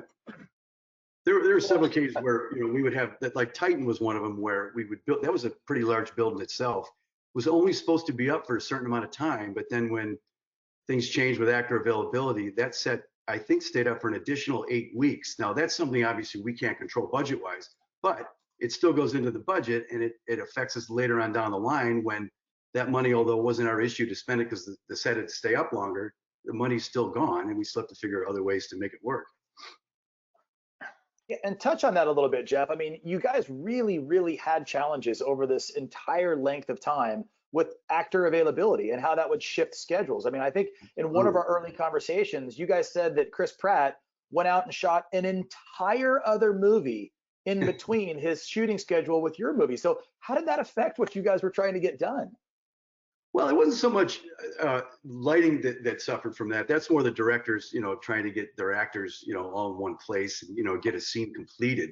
All it did for us, which was just extend the length of a lot of the sets that we were no longer able to get rid of, which thins out your resources, which, you know, puts more pressure on the rental company. And you know, it has that domino effect where if an actor's not there and we got to postpone them, or it does have an effect on us. We just react to keeping things in longer and getting more resources, and you know, trying to duplicate what we have. Like, because the issues for DJ were, okay, he was planning on, he's got, you know, 200 sky panels that are supposed to come off stage 5, and he's going to use them for stage 7. But when stage 5 no longer is being struck and all that resource stays up there, he's got to come up with another 200 sky panels to do another build, because now those are no longer available to him. So that was where the challenges were when the actors, you know, spread out our shooting of a certain scene and extended it so that we couldn't wrap things out. I was curious, how many days in the entire production did you have all the Avengers on one in the same room?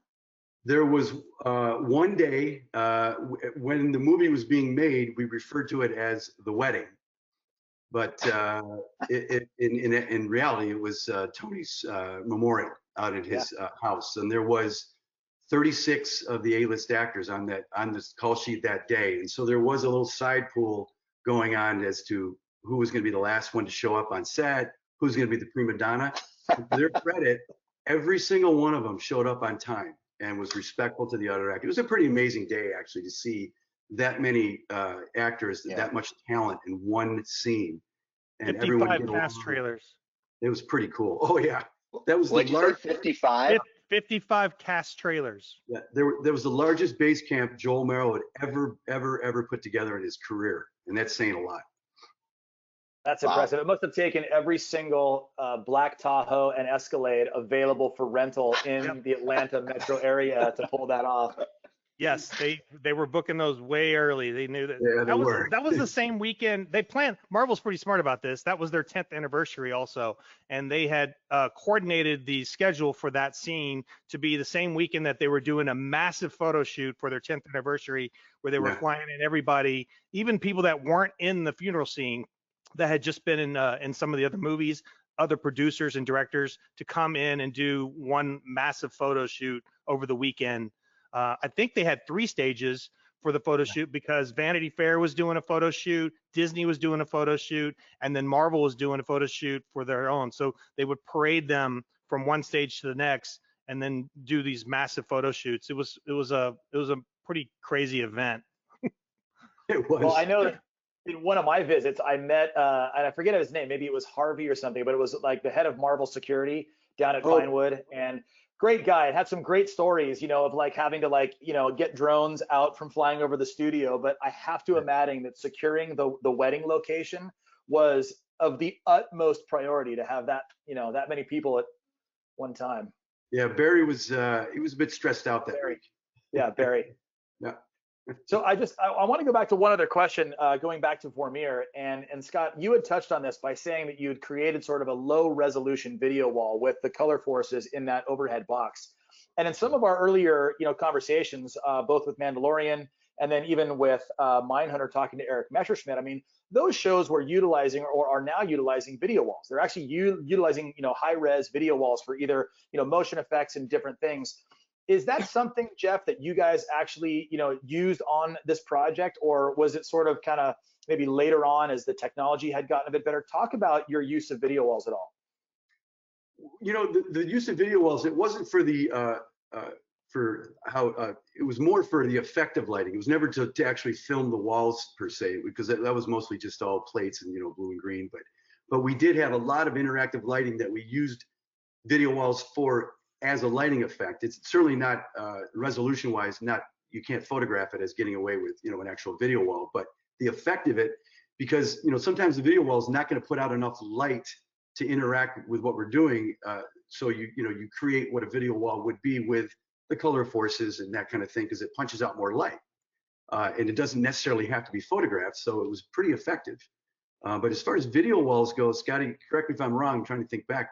We didn't really have a lot of. We tested them in prep. We brought some video walls to look at and test. And I think the general, it's interesting because on Guardians, we use tons of video walls.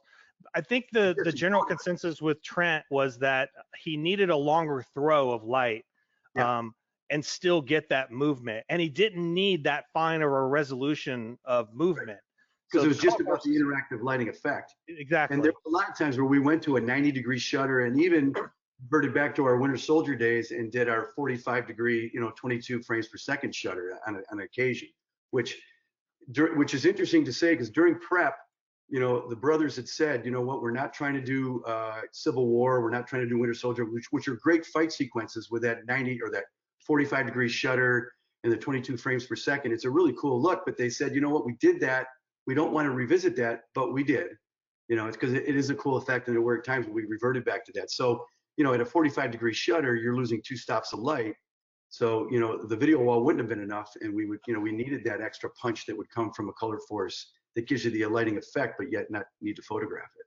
We were using a lot of color forces to even this large scale was one, obviously a good example in Vermeer, but even on a smaller scale, we would have like little 10 by 10 or 15 by 15 size color force arrays that we were running video across as well to do it. But Jeff, we did use video walls for the Tokyo sequence. We had a couple of great alls with video walls on them, and then we had the big 80-footer for the train. Well, you should go into a little bit of detail on that train, because that effect, actually, I was pretty proud of that. It came out really, really, really well. We had. Go ahead, Jeff, Mike. I was going to just say we have video of that if you want to set it up, and then we can play it. Sure. Yeah, she ate. But so visual. So you guys talk about how this got to this. And the Tokyo. How did? Don't forget to unmute, fellas. Unmute. So there's your train effect. Yeah. So you can see there's the great all above the blue screen. There's a great all with a video wall in it, and there's another one just like it on the opposite side behind camera. That would it was mostly about reflections in the puddles of water, and we had rain. So you got a lot of good reflections of light glimmering and doing stuff as if these were street signs from further down the street and stuff. Right. And then the train, I think that thing came up out of nowhere. And Jeff popped it up. I think it was Jeff that came up with it. And originally it was about, can we get enough color forces to do just a color force rig that goes across the street like that? And I think DJ was about to have a heart attack when he heard about that. And then I guess Jeff chimed in and said that we should just get video wall, and that's ended up, because we were already doing video walls to begin with. So the infrastructure to have video was already established. So it was just a matter of getting more panels and obviously the grips had to get a big ass crane and a big truss piece for that. But that was only for the subway effect. And we just literally found a subway image. You play it again, Mike? VFX actually. It'll mute again as soon as it comes up, fellas. So just be sure. VFX had the train image. We tried to draw one up and just run it through, but we found that if we just use actual video of the train cars and then zoomed in on just the windows, that seemed to do the effect good enough. Man, and it worked great. It was pretty amazing.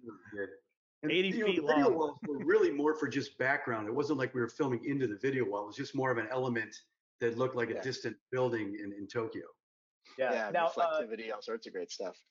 did I miss this? Was this on stage or was this down on the practical location that you guys had dressed in Atlanta? This was at a practical location in downtown Atlanta. Yeah. With rain, With rain. Yeah. rain bars too. Yeah. Perfect. Incentive weather.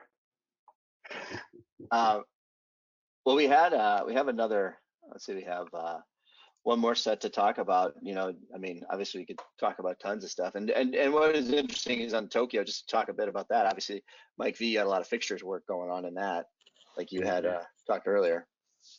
Yeah, it's different layers of fixtures. Like the circles that were there, that's an actual set dressing fixture that they bought, but we had to change out the driver so they'd be flicker free and dimmable. Otherwise, they'd be flicker city all over camera. But it was supposed to be a shot where it was going to be pulling from the inside to the outside, revealing the Hawkeye. But yeah, we had to put, this was just a shell of a building that we built. They put a set into, and then we had to light the hell out of it. A lot of stuff going on outside. Especially in That was that an van. impressive rig, Mike. I mean, impressive rig. We were there for quite a while. That was in the middle of summertime, and it sucked. But yeah, I had a crew there. I had a crew on stage, and probably some guys at the convention center. So it was driving from Peachtree City an hour up to the city to go check on that, go back to the convention center, back and forth all over the place. But we lit the hell out of it. There was the trucks kept showing up with lights and things to put on the light on the set. Yeah. And Mike, you also left the team behind for us to work with, just because in the rain and all those practicals, you know, there were, obviously there's issues that are going to rise, and your team was all over that. You kept, they were there just specifically to make sure that practicals stayed lit. Yeah, we had to waterproof things. Knowing that it was going to be rain, we knew that there was going to be failure, so we had to have backups of a lot of things there, whether it's ballast or just LEDs and drivers. But most of the drivers would try to get inside away from the rain, but sometimes we couldn't, and we had to make waterproof boxes to put it out and hide it with set dressing so nobody would be the wiser. Well, I was wondering if you could talk a bit about the Nowhere set, because there's a lot of fixtures work that goes on in that. Oh, Mike, that was another big set for Mr. Vicencio. All those pods had just multiple different layers of different types of effect in these pods. And there were, I think, what, Mike, 12 or 14 of those. And I think it was like, 14, but there are 3 different types. So we had to do camera tests on each type, get a game plan, and then we would install accordingly based on what the recipe would be. And then all those little squares that you see up on the set, those were actually train relays that set dressing bought, I think, over 200. And we had to make our own tools to open them up because they're security bits that you can't find from like McMaster. And each one got a couple strips of LED ribbon, RGB amber, I believe. And then all of those were individually circuited as well. And I think we were just converting those for 2 weeks with a whole team of people just to try and get that done. But there was, and then we had LED lighting and the grading on the floor, which I don't think we have any pictures of, but just to get a little accent coming up when. Yeah, you can kind of see it coming up there in the back. Yeah. Yeah, we had a ton of LED in that. Yeah, we did. That was a great set, though. It was one of the visits I had made with you, Mike. I mean, and just the steel infrastructure that set construction put into that was so impressive. And it really gave you these wonderful pockets and elements that you could, downlight and bounce into the floor to have come back up. So, Jeff and Trent could have this sort of eerie walkway look, not to mention all the little, accent stuff around the set. But I mean, this must have taken you guys weeks to integrate all this lighting. If we started from like the time that we started seeing things to the time we shot, it would be a couple months of work there over the course of time. And then all those pods had to be able to be moved to be able to place the camera because, you never know where it's going to actually want to land. So it was umbilicals of data strewn about that we had to hide within hoses and things like that to be able to plug in on the day, ready to go. That's cool. Utilizing set dressing to run data and power. That's pretty cool. That's where they're our best friends. Oh yeah. Yeah. We also hate them when they show up with truckloads of stuff, but they also bail us out. Well, Yeah, I but think those pods, I think it started out there were 4 of them and it ended up being 14. So it kept growing and growing, you know. Yeah, it just kept growing. And were these new pods or were these brought over from Guardians? These are new. They, Okay. I think they had a concept drawing from before, but Charlie Wood just drew up the new ones, and they just kept changing. And as far as all the set dressing on, that was just them placing things and making them look cool. And let's add something here, let's backlight that, or add a little accent, just because we want to make it look a little sexy. We don't want it just to fall into nothing. On to it's nowhere. great work. Yeah. Yeah. Well, it's great too. I'm sure Jeff, for you guys, you always had something to shoot into. Yeah. You know, it's just Yeah. like everywhere there's something going on. Like those little, like in here, those little accents on the back wall there behind those standoff little pieces where you. Yeah, those are those highlight. train relays that we hated. They look great. No, that's fantastic. Well, I mean, I did have this picture earlier. Clearly, the show wasn't exactly. I mean, you guys did a tremendous amount of work, but there obviously was plenty of time for relaxation. You know. Yeah. So. Oh, great. Pants not required. Is that Chris? Who's in the tub with you? Chris Chris Milani. Milani. Oh, I love it. Don't Yeah, who ask was me in where there his hand first? is. Yeah. Who was in there first, though, Scott? Oh, I got it. I saw that. Obviously, that was a blue screen floor that we jumped into, and I said, "This looks like a jacuzzi."